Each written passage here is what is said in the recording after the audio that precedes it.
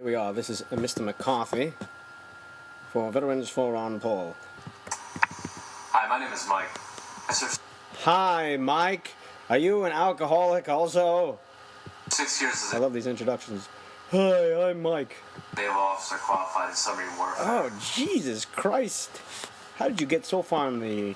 Oh, God. I also have my senior reactor operator license, which was required for the safe operation of nuclear power plants here in the United States. Ooh. I wanted to take a few minutes on this video to express my views to the Republican Party on what I believe to be the proper foreign policy in accordance with our Constitution. Now, there's no doubt in my mind that our current military presence overseas has greatly contributed to our current financial crisis. Well, there could be no doubt in your mind, but if you actually look at the domestic spending, and I'll bring up you the actual numbers of the domestic spending and how it outdoes the Vietnam War, World War II, our race to the moon, and a bunch of other humongous United States expenditures, which includes foreign affairs. Well, let's take a look at the actual numbers in domestic spending. In 2008 and 2009, the federal government spent tax dollars at a frenzied pace to try to rescue the financial markets from its own mismanagement. Troubled Asset Relief Program, otherwise known as TOP, enacted so the government could buy risky or non-performing loans from financial institutions.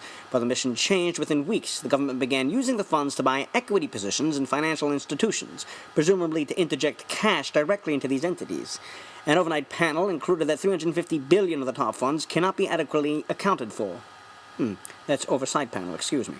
The Federal Reserve also provided assistance of $30 billion for Bear Stearns, $150 billion for AIG, $200 billion for Fannie Mae and Freddie Mac, $20 billion for Citigroup, $245 billion for the commercial paper market, and $450 billion for the money markets. It is poised to lend over $7 trillion to financial institutions, or over half the size of the entire American economy in 2007. According to Bianco Research, presided by James Bianco, the federal bailout far exceeds 9 of the costliest events in American history combined. Event cost, inflation adjusted costs. The Marshall Plan, $12.7 billion, inflation adjusted costs, $115.3 billion. Let's just stick with the inflation adjusted cost because that's the actual numbers. Louisiana Purchase, $217 billion. Race to the Moon, $237 billion. S&L Crisis, $236 billion. Korean War, $454 billion. The New Deal, $500 billion estimated. Invasion of Iraq, $597 billion. The Vietnam War, $698 billion. NASA, $851.2 billion. Total, over $3.9 trillion. The entire cost of World War II to the United States was $288 billion, or $3.6 trillion when adjusted for inflation. Congress also passed, and George W. Bush also signed, fiscal spending bills to try to alleviate the economy's ills, such as the $115 billion Economic Stimulus Act of 2008 and the $300 billion Housing and Economic Recovery Act of 2008. Congress and President Barack Obama are upping the ante by hundreds of billions more or so with the so-called American Recovery and Reinvestment Plan of 2009. The Wall Street Journal reports that when stimulus and bailout spending is combined, the federal spending share of GDP will come to 27.5%.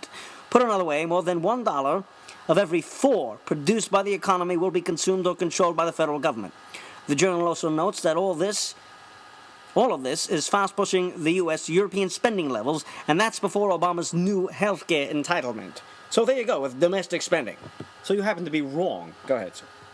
The wars of the past decade have amounted to over $4 trillion. Any Republican who is serious about cutting the budget without raising taxes and balancing our budget should consider first our military presence overseas. No, the real truth is that you're an anti-interventionist, and that comes first. It's amazing how even the Obama administration all of a sudden becomes this fiscal hawk when it comes to military affairs. The truth is, it has nothing to do with economics. Okay? And no one is saying that you have to spend until you drop. But you do have to understand you can, as a nation, have certain things which are going to get a blank check. When it comes to your very survival, it is time to cut other spending. There's other places to cut other than the military, other than the police, and other than the firemen. This is what the left does. You go to a place like New York City, and they get into a budget battle. What is the first thing they cut? The police department. Why? So that the citizens can complain, going, where is our police department? Where is our fire department? We're being robbed and burned to death. And then the government turns to them and says, Well, you wanted budget cuts, and there's your budget cuts. You do not start at the military, at the police, and at the fire department for your budget cuts. That's not how it's done. Tell me, at what price liberty? At what price freedom? At what cost? At what cost? Tell me! I want to know. Assuming, if you believe my position, that there was an enemy out to kill you, why would I be persuaded by the amount of dollars, or the amount of gold, or the amount of treasure to keep me from my mission of protecting this country? How is that a persuasive argument if you were to buy mine? It doesn't. It comes above all things. Living and breathing come above all things. And if you can't afford it, that means you need to cut. You can't tell me that there's nowhere else that we can cut except for the military. It can't be done. Necessity of these commands. Now, there's a lot of questions in the public about what should be the policy with regards to Iran. I can tell you that I've seen the capabilities of the Iranian government, their air, missile, and naval capabilities. No, you haven't, and you're a liar. I can say with 100% certainty that none of these capabilities have the remotest threat to the United States. Well, that is because you're a child. You're a child with an infantile view of what a nuclear-armed Iran means. A nuclear-armed Iran doesn't just mean that they can attack the United States. It means they can attack United States allies. It also means that they can use their ships to block off any oil that we want to get. It means that they are now a player. And a nuclear-armed Iran is Iran that we must talk to. We're going to have to talk to these maniacs as if they're people. As if they're legitimate people we can talk to.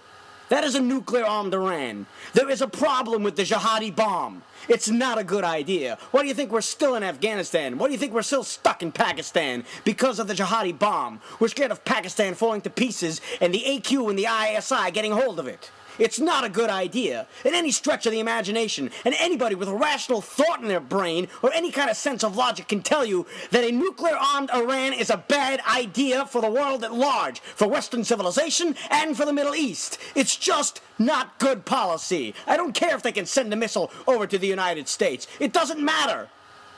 I don't want to deal with a nuclear-armed Iran. I don't want to sit across the table from a nuclear-armed Iran as they tell me I should paint my clothes orange every Tuesday. If not, they're going to bomb India, or they're going to bomb Israel, or they're going to bomb Syria, or they're going to bomb Egypt, or they're going to threaten this, and they're going to threaten that. I don't want to deal with it.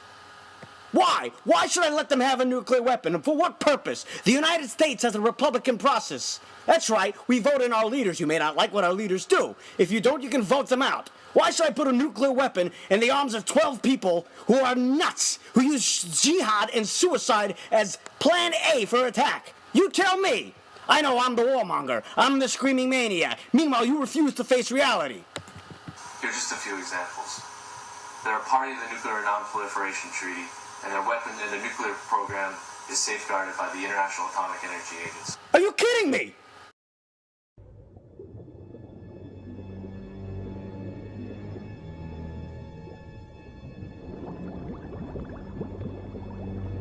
Pointer! Pumpkin! Peter, Hans Briggs spotted Soldica! Hans Briggs? Oh, no!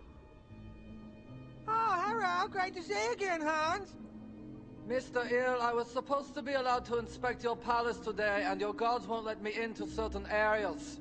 Hans, we've been through this a dozen times. I don't have any weapons of mass destruction, okay, Hans? Then let me look around so I can ease the UN's collective mind. Hans, you're breaking my balls here, Hans. You're breaking my balls. I'm sorry, but the UN must be firm with you. Let me see your whole palace, or else. Or else what? Or else, we will be very, very angry with you. And we will write you a letter telling you how angry we are. Okay, I'll show you, Hans. You ready? Stand ready to your left. Read them up. Good.